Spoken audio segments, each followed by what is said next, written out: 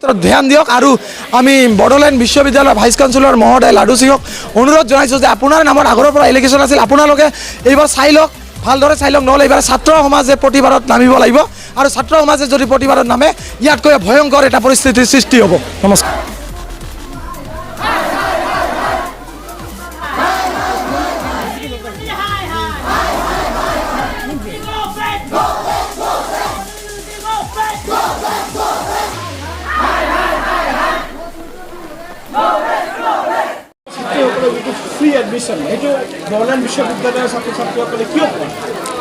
কিয় পোৱা নাই? কাৰণ যিটো নেকি আসাম চৰকাৰে নতুন শিক্ষানীতি ওলাইছে, শিক্ষানীতিৰ মতে যিসকল ছাত্ৰ ছাত্ৰী আগৰ চেমত এৰিয়াৰ আছিল, এই ছাত্ৰ ছাত্ৰীসকলে এতিয়া আগত যিটো আছিল 1500 টকা, এতিয়া 4500 টকা দিব লগা হৈছে।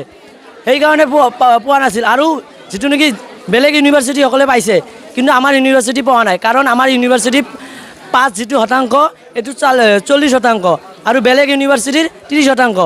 বেলেগ ইউনিভাৰ্চিটিৰ ছাত্ৰ ছাত্ৰীসকলে হয়তো পাইছে, কিন্তু আমাৰ বড়োলেণ্ড ইউনিভাৰ্চিটিৰ পৰা এতিয়ালৈকে পোৱা নাই। কাৰণ আমাৰ বড়োলেণ্ড ইউনিভাৰ্চিটিৰ বেছিভাগ ছাত্ৰ ছাত্ৰীৰে 90% ছাত্ৰ ছাত্ৰীসকলৰে বেক লাগি আছে। সেইকাৰণে আমি এই যিটো নেকি অসম চৰকাৰে যিটো নেকি নতুন শিক্ষানীতিৰ মতে প্ৰস্তাৱ ওলাইছে, সেইটো আমি মানি নলওঁ। আৰু যদি আমি মানি লওঁ, আমাৰ যিটো নেকি 5% আছে, 40%ৰ পৰা আমাৰ 30% কৰিব লাগে, তেতিয়া আমাৰ যিটো নেকি অসম চৰকাৰে নতুন শিক্ষানীতিৰ মতে সেইটো আমি মানিবলৈ সক্ষম হ'ম।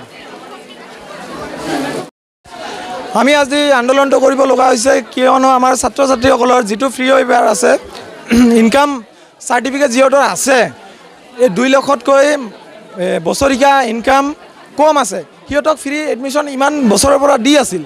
কিন্তু এইবাৰে এনেকুৱা এটা হায়াৰ এডুকেশ্যন কাউন্সিলে ৰুল আনি দিলে, য'ত ফ্ৰী এডমিশ্যনটো নাপাই আছে ছাত্ৰ ছাত্ৰী। আৰু 99% ষ্টুডেণ্টৰ আমাৰ বড়োলেণ্ড ইউনিভাৰ্চিটিৰ আণ্ডাৰত পৰা ষ্টুডেণ্টৰ বেক লাগি আছে। আৰু এইটোৰ কাৰণ হ'ল 30% বেলেগ ইউনিভাৰ্চিটিত মাৰ্ক লাগে 5 মাৰ্ক, আৰু আমাৰ ইউনিভাৰ্চিটিত 5 মাৰ্ক লাগে 40%। যেতিয়া ইমান ডাঙৰ এটা প্ৰভেদ থাকিব, তেতিয়া অট'মেটিকলি আমাৰ মাজত বেক লাগিবই, আমাৰ ষ্টুডেণ্টখিনিৰ মাজত। সেইবাবে দাবী আমি জনাইছোঁ যে 30% মাৰ্কলৈ ডিক্ৰিজ কৰি আনক, আৰু যিটো ফ্ৰী এডমিশ্যনটো সকলো ছাত্ৰ ছাত্ৰীৰ বাবে প্ৰযোজ্য কৰক। সকলো ছাত্ৰ ছাত্ৰী যিসকলৰ বছৰি ইনকাম 2 লাখতকৈ কম, সেইসকলক ফ্ৰী এডমিশ্যন প্ৰদান কৰক, চৰকাৰে প্ৰদান কৰক। কেৱল মাত্ৰ চৰকাৰে এই তেজশ্ৰী শব্দৰে ওজশ্ৰী ভাষণত বলবৎ হৈ নাথাকক। চৰকাৰে সেই কাৰ্যবোৰ আঁচনিবোৰ তেওঁলোকৰ প্ৰকৃতভাৱে প্ৰযোজ্য হৈছে নে নাই চালি জাৰি চাওক। চৰকাৰে এইবোৰৰ ক্ষেত্ৰত ধ্যান দিয়ক। আৰু আমি বড়োলেণ্ড বিশ্ববিদ্যালয়ৰ ভাইচ চেঞ্চেলৰ মহোদয় লাডু সিংক অনুৰোধ জনাইছোঁ যে আপোনাৰ নামত আগৰ পৰা ইলেকশ্যন আছিল, আপোনালোকে এইবাৰ চাই লওক, ভালদৰে চাই লওক, নহ'লে এইবাৰ ছাত্ৰ সমাজে প্ৰতিবাদত নামিব লাগিব আৰু ছাত্ৰ সমাজে যদি প্ৰতিবাদত নামে ইয়াতকৈ ভয়ংকৰ এটা পৰিস্থিতিৰ সৃষ্টি হ'ব। নমস্কাৰ।